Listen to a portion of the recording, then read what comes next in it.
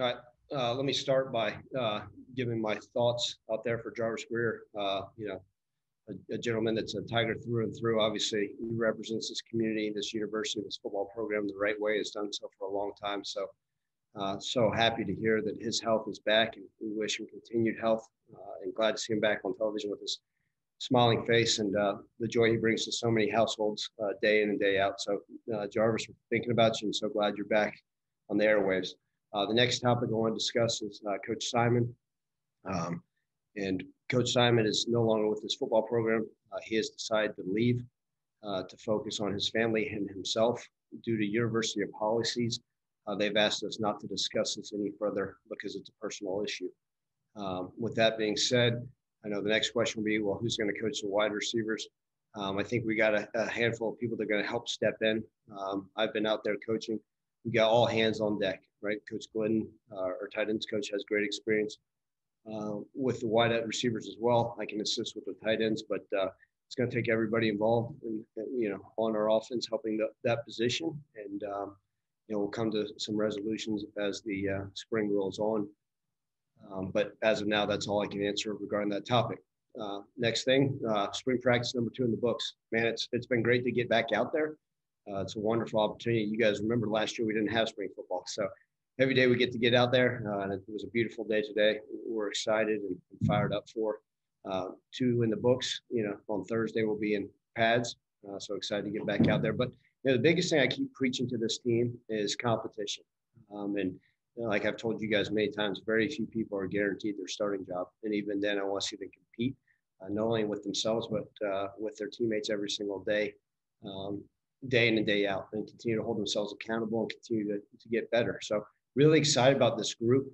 This is the largest number we've had out for spring football since I've been here. A lot of competition at every spot, and really like the mindset of this team. They're working hard, and I know they're already looking forward to getting back out on the field on Thursday.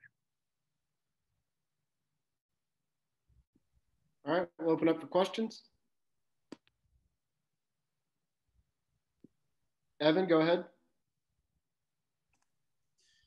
Here, so with the I think we talked about when we asked about the quarterback battle. We heard a lot about Grant Gunnell, obviously, but since we haven't seen Peter Parrish, and I think Keelan Brown only had last bit of time against Stephen F. Austin, can you kind of describe both Peter and Keelan a little bit, what their games are kind of like?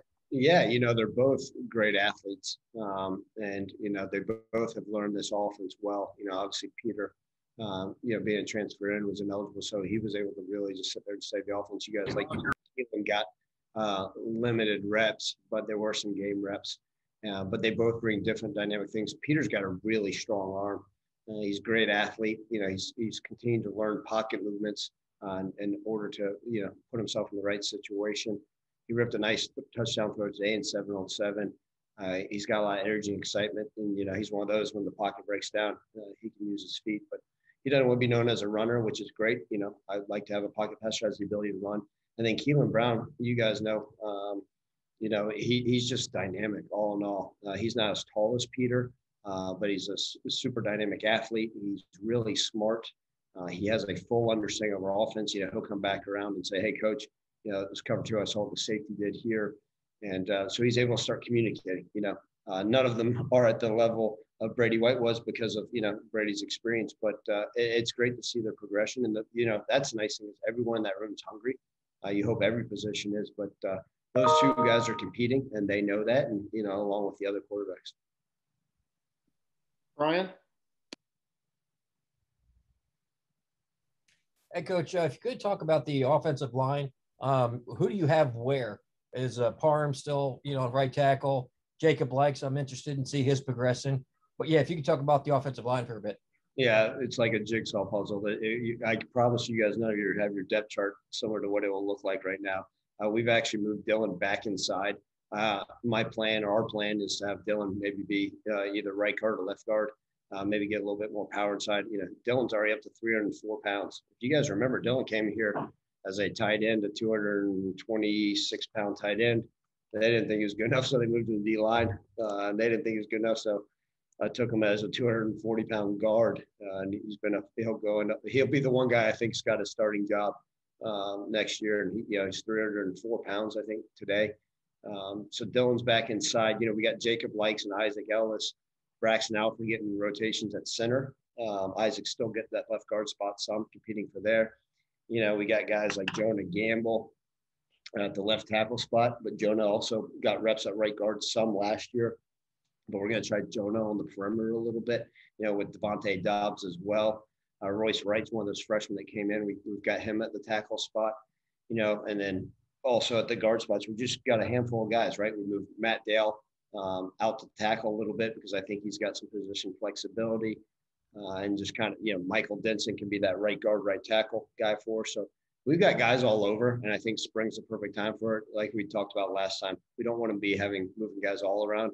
But I also don't want a guy just go in and say, hey, I just play right guard, I just play left tackle. So it's important right now. Is a great time to continue to develop some chemistry, but guys getting used to it. And not having spring football last year, I think, you know, if you were to ask me what group that would have hindered of all, I think that's offensive lines because, you know, the cohesiveness moving around. But like this group, we've got depth and, you know, looking forward to them continue to get better as we move forward.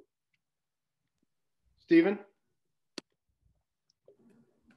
Hey, Ron, with the secondary, we saw a couple guys leave via the transfer portal, but you guys also returned guys like Jacoby, brought in some talent, Barnett, Greg Rubin, and so. But so I guess what's just your first impression of your DB group? Do you think that could be a strength for the team going forward this season? Yeah, Stephen, I really do. You know, I don't like to talk about years past, but I feel like we've got as much depth as we've had in the secondary and there in the linebacker core as we've had since I've been here. And so, you know, at least I can look at the short history of my time here. You're exactly right. I mean, you talk about having a guy like Tyrese Lindsey back, right? Jacoby Francis back. Those guys were, you know, guys that played a lot of reps for us in the secondary. Sanchez Blake, you know, those guys, having all those guys back. Julian Burnett, right? A long guy that we're going to throw in at corner. I mean, let's not forget how good Quindell Johnson played. You know, Quindell Johnson had a little off-season procedure as he kind of continued to recover and get better. You guys forget Jacoby Francis also missed the bowl game. He was a late scratch for that. He's feeling healthy and well. So, you know, Stephen, you're exactly right. I think we got a lot of guys. We got these freshmen that are here early, you know, they're out there competing. I just like the depth of the group, the competitive nature. It's exciting to watch them go out there. You know, I think every single one of them, as of right now, Stephen, I feel comfortable throwing to a game. You know, obviously we got those young guys got to continue to come on, but it's early. But I'm really thrilled with the depth in our secondary. Anybody else? Evan, go ahead. Sorry, I'm trying to hand raise feature. My bad. Any other, Ryan? Are there any other position changes? I know. Actually, two questions for me. One, are there any other guys that are kind of, you know, moved any positions? And two, Laundry Thomas is obviously back. We obviously didn't hear much about, you know, him coming back in the offseason, but just kind of what can you? How good is it to have him back, just with his experience in the group? Yeah, so I'll start with Dre Thomas. You know, Stephen just asked about our secondary. It's good to have him back there. I think he is a dynamic athlete who's not afraid to hit. So, you know, Evan, I think Dre could play either the safety or corner position. He is one of those guys that's experienced. You know, he's still knocking some of the rust off, but glad to have him back there. His experience, his speed. He's an athlete. And then you asked about position change. So Gabe Rogers has moved over to offense. We're playing Gabe in kind of that, you know, that position where we've played other guys like Tony Pollard in the past, right, where they can line up as a slot receiver and also in the backfield. We've also done the same with Darius Coffey. He's kind of filling in that role. And Darius had a shoulder injury, so he got, you know, he won't get a whole lot of reps, live reps this spring, but he's back there learning that as well. So those are the two main ones that, you know, off the top of your guys' head that you guys would probably make them up, you know, where you guys are looking on the depth chart where we'll be. Other than that, you know, having no other true changes.